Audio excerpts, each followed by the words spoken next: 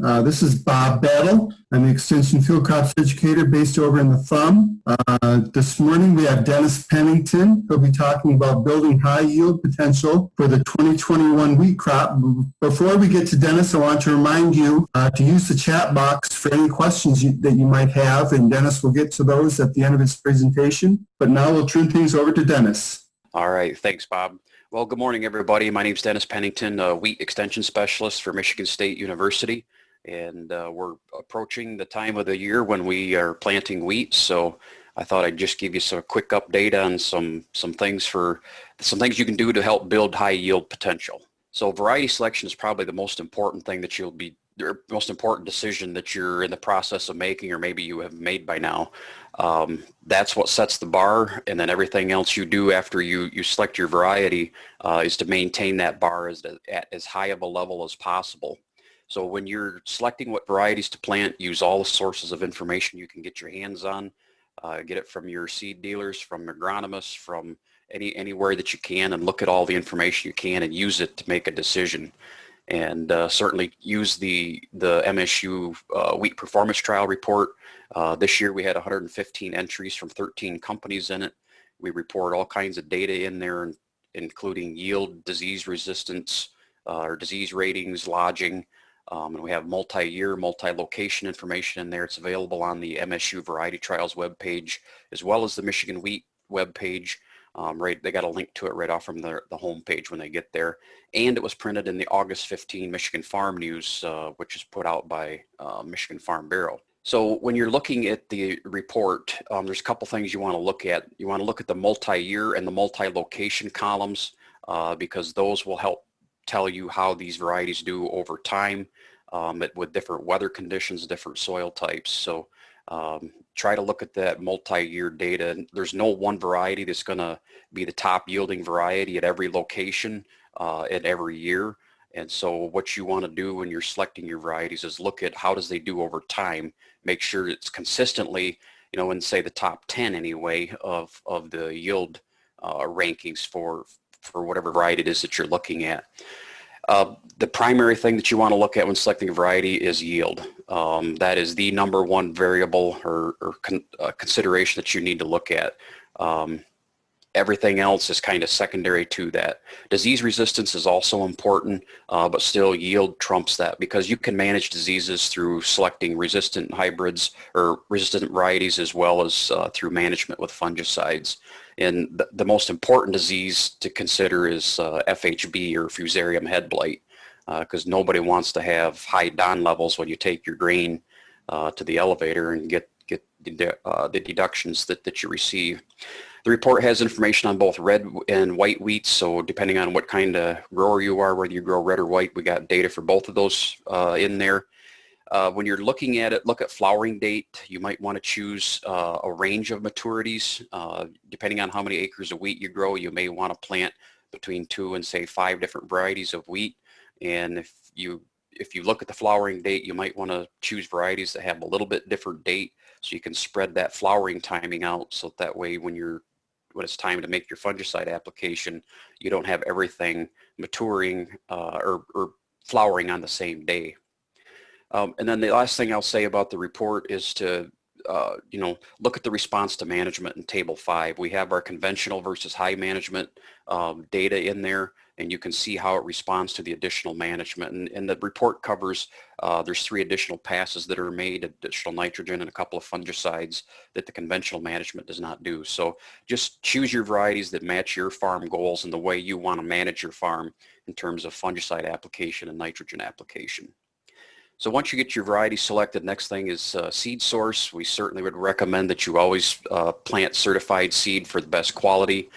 Certified seed has been run across a gravity table, so it sorts out the small seeds. It's been cleaned properly, treated properly, and you got your highest chance of having success in terms of germination and emergence percentages. For those of you who are doing bin run seed, make sure you clean it and treat it properly. If at all possible, screen it or run it across the gravity table if you can find one available. And the goal is to plant the bigger seed that has the higher 1,000 kernel weight. If you ever took bin run seed and really looked at the size of the seed, you'll see that there's a wide range and variation in the size of the seed.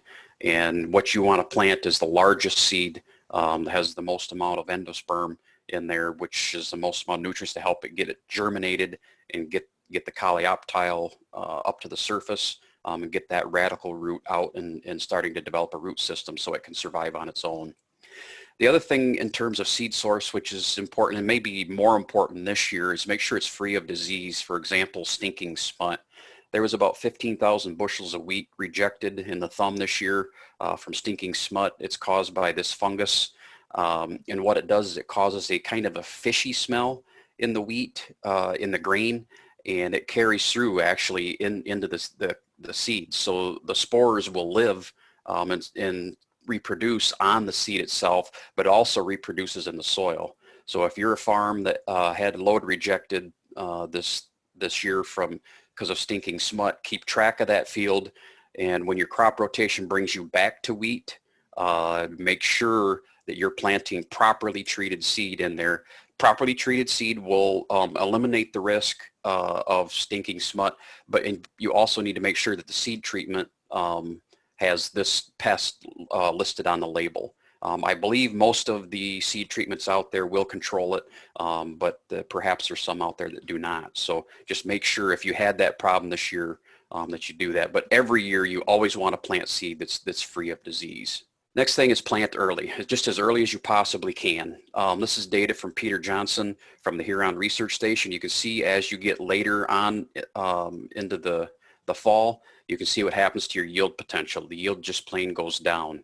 And what you want to do is you want to plant early enough so that you can get 2 to 3 fall tillers. In this picture here, this is what your ideal plant would look like. You've got your main shoot, you've got your first tiller off here, you got your second tiller coming off there, and then you can see the leaf right here of the third tiller just starting to merge. Here you've got 2 full tillers, your third one is just starting to emerge. This is ideal. This is what you want before you get into the winter time and dormancy. So you can plant too early. So you don't need 7, 8, or 9 of these tillers, which I saw last fall. But just make sure that you're planting as early as you can. In this particular case, if you waited from October 5th to October 21, that was a 9.7 bushel lower yield. And so you're losing 0.6 of a bushel per day. Now going from October 21 to November 10, you're losing about 1/4 of a bushel per day by waiting later. So, that early on, if you can get planted in late September or in the very first part of October, you'll have the maximum yield potential that you can. Now, how early is too early? We have this table of Hessian fly-free dates. That's probably a good agronomic date to start thinking about planting wheat. Hessian fly really isn't a problem anymore.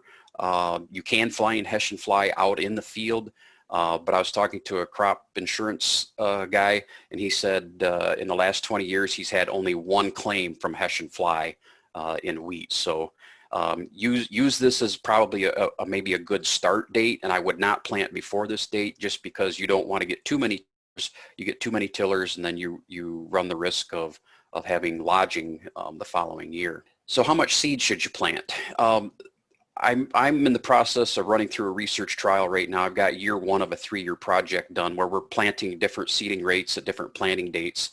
But generally, early in the season, you want to plant on the lower end, maybe 1.2 to 1.4 million seeds per acre if you're planting in September. If you get into October, you want to be planting probably this 1.4 to 1.8. And if you're getting into November before you start planting wheat, you want to bump that rate up to this 2 or 2.2 million. Now notice on this chart here, I don't have anything that says how many bags or how many bushels of seed to plant per acre. That's because we plant in seeds per acre, just like you do corn and soybeans. So how do you, let's say you decide that you want to plant 1.6 million bushels per acre. The way you know how much to do, this is a Jupiter seed or label on it, and you'll notice the seed count here is 9,993, or just shy of 10,000 seeds per pound. So you take that 10,000 seeds per pound number from your label, look on here, and at 10,000, you want to plant 160 pounds of seed per acre, in order to achieve this 1.6 million seeds per acre. Now, if it gets later on, you decide you want to bump your rate, you'd if you want to hit 1.8, you would plant 180 pounds per acre and so on. The other thing I'll say is don't calibrate your drill and plant or for this 160 pounds and then plant 3 different varieties at the same rate using the same settings on your planter or your drill, because unless they all have 10,000 seeds per pound, you want to calibrate for each variety that you're planting. And related to that, I don't care what color equipment, what style or what design you have, make sure you calibrate it to get the target rate applied. There's information in your owner's manual on how to do that properly for each piece of equipment. And it's not that difficult to do, and it's worth the time before you plant. In fact, as soon as you get your seed, you could go out and do your calibrations.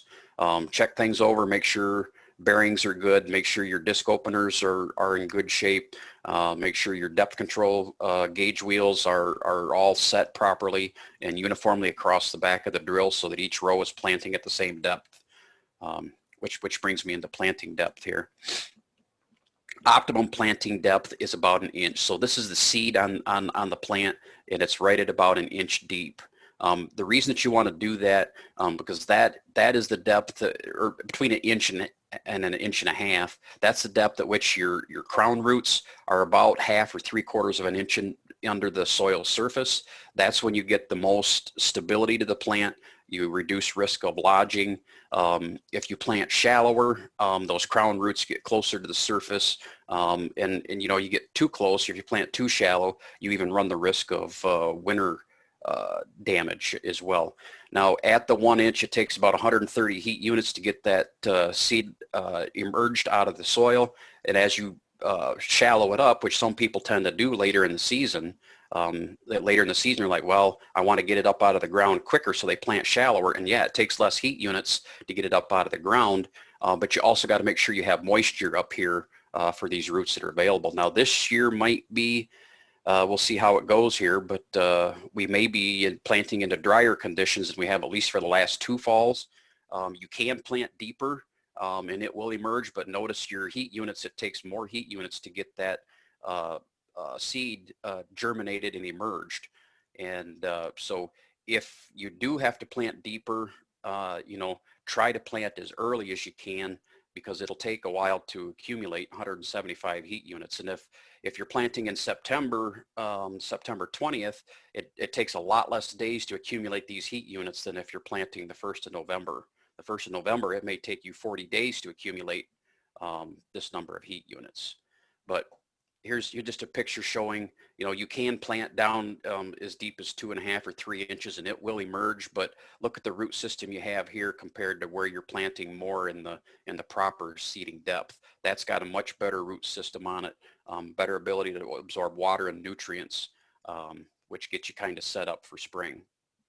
The goal behind planting is you want uniform emergence. You don't want to have gaps and skips in the rows. You want everything to be a nice, good, solid seeding that all emerges is close to the same time as possible. In terms of seed bed preparation, there's quite a few acres of no-till wheat planted in Michigan, and no-till works great unless you have excessive residue on the surface. And one of the things that's important, you'll notice, I'll zoom in on this area right here. You notice you can see some seed that isn't even covered. And so you got very poor soil to seed contact here, and you're going to have quite variable emergence, and you're going to have some stand loss. So make sure you do, if you do have this condition, and this ground was really wet when I took this picture, and so it was probably planted too wet, and so, you know, you didn't get proper closing of the furrow and whatnot. So, but that was what happened last fall. We had really wet conditions in some locations, and we'll see what this fall brings. But if you do have something like this, you will have to, you know, fix that before you plant wheat, whether you do no-till or not. And lastly, autumn fertilizer. Wheat will respond to fertilizer in the autumn. Make sure that your soil pH is between 6 and 7. If your pH is low, lime to a target pH of 6.5. Response to nitrogen is variable, and that varies from year to year. It depends on soil moisture. It depends on temperature. where you would expect to see the greater responses where you have a lower soil nitrate test level in the fall. If you're less than 10 ppm, you would expect to see a greater response. In terms of phosphorus and potassium, the goal should be to maintain your soil test levels in that maintenance zone, and then just simply apply crop removal rates. Now, one thing that's new and going to be different for Michigan, Ohio, and Indiana, the new tri-state fertilizer recommendations are out. And Dr. Kurt Steinke mentioned this on one of the earlier virtual breakfasts. One of the things that's changing in these recommendations is the extraction method. They're using Malic 3 extraction for phosphorus and potassium. So we've got some new critical levels we have to memorize. And for wheat, the critical levels for P with the Malic 3 is 30 to 50 ppm. That's your upper and lower bound for the maintenance range. And then for potassium on sandy soils, it's 100 to 130. And then for your heavier soils, it's 120 to 170. So make sure you stay on top of your fertility program, and you're getting your fertilizer out there and your soil test completed. Next week is Dr. Manny Singh with corn mycotoxins, and you can join him next week at the same time. Okay, Dennis, we have one question. Okay. How long will stinking smut be a problem in the soil? How long will it stay in the soil? Stinking smut could stay in the soil for 10 years or longer. So this isn't something that's going to go away in a year or two. You've got to you've got to manage it, longer than that. So especially when you come back to the next crop rotation in the field where you've had damage in that. So make sure that you're using seed treatments. And when you look at the data, I didn't have time to show any data on stinking smut. Seed treatment is an effective way to manage stinking smut, but you got to make sure you have good coverage on the seed. So if you're having somebody come to the farm and treat seed for you, make sure they're doing a good job getting proper coverage all over that seed. Okay, great. Thank you, Dennis. We've got quite a few other specialists on. Anybody have an update for us, Marty? Yeah, I was going to make some comments on the stinking smut issue, just to clarify a few things. So the fungus will survive in the soil, but it doesn't reproduce in the soil as spores. So if you're planting any infected seed, that's going to be a source, to infect the soil. And it may be at a low level previously that was just undetectable, right? This is one of the tricky things with diseases. You get the right conditions and then things tend to take off. The seed treatment side of things too, most of those triazole, DMI, fungicides we use will do a really good job at managing the disease, but just like any disease, you don't get 100% control. So you're probably going to eliminate 99% of any infected seed that you're treating, but it's not going to completely eliminate it. So just a couple of important points to sort of clarify.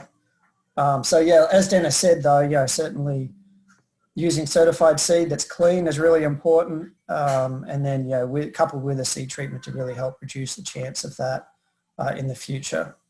Yeah, thanks for the clarification, Marty. Yep, no worries. Dennis, what are the pros and cons of broadcasting wheat into standing soybeans? Broadcasting wheat into standing soybeans was more of a common practice years ago. And then the idea was to broadcast in before the seeds or the leaves on the soybeans dropped, and that was a way to get it covered. We actually have been doing research on, proper planting methods, and one of the things that we just got funded by the Michigan Wheat Board was to look at a broadcast incorporated planting method for wheat. There's more and more interest in putting, for planting cover crops, you get these vertical tillage tools that are high speed. You can run 8, 9, 10, 11, 12 mile an hour across the field. There's farmers putting air seeders on the back of them, and then they're blowing the seed on right behind the discs, and so you got the rolling basket or some kind of a packing tool on the back of it that kind of incorporates it. So we've had some preliminary indication that can be successful in terms of broadcasting into standing soybeans. That might be getting it on a little bit early, especially with the way things are looking this year. It looks like soybeans are going to come off early. We've had plenty of heat. It looks like things are going to mature, and I think we'll be able to get our wheat planted timely this year, especially compared to the last 2 years. So I can't say that I would recommend doing that, only if you have a special case or situation where you don't have the right equipment or the ability to get in there. You got soybeans planted late and they're going to be harvested late. Would I recommend doing that? But we are going to be doing some research on the broadcast method and to see what we can do, because the problem with that kind of a situation is you're not getting that seed planted at a depth, and so you run the risk of winter kill and then lodging potential, because your crown roots are right at the soil surface rather than being below like you'd want them to be. Okay. Dennis, I might add also that, this is Paul, I think if you're flying it on, which has been a practice in our area for quite some time, I don't think it's insurable from a crop insurance standpoint if it's flown on. The other thing is like you mentioned, that early, I've seen it up here where we get it on a little early, soybean harvest gets late, and we'll get some wheat in those cutter bars. So those are probably some of the cons to consider. Yep. All right, our second question, does soil texture, sand versus clay, affect the GBDs needed for wheat germination?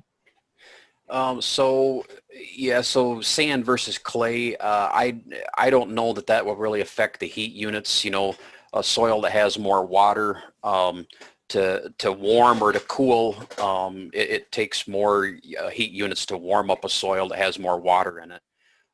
So that would be the only thing I could think of. But no, I wouldn't think there'd be a huge difference between them in terms of the actual number of heat units required. Okay, great. That's all the questions I see. We've got a couple things that are coming up, and that is that we have some virtual field days that are taking place with MSU. Yesterday was our soybean virtual field day, and if you missed that, I'm sure the recording will be up in the next week or so. And I would encourage you, if you are interested in any of these different topics, to join us. Coming up, we have the cover crop virtual field day, which would be on Wednesday, the 2nd of September, and then the corn virtual field day on September 9th. Both of those are coming up very quickly, and so I would encourage you to register for those, and that registration site is on the MSU extension. And if you go to our website, the MSU extension.edu, it's virtual field days, and then there's a registration page for all the field days in one location. So make sure and register for those ahead of time so that you can get the links that you need. There are RUP and CCA credits available for all of those. All right. You all have a great day, and we'll catch up with you later.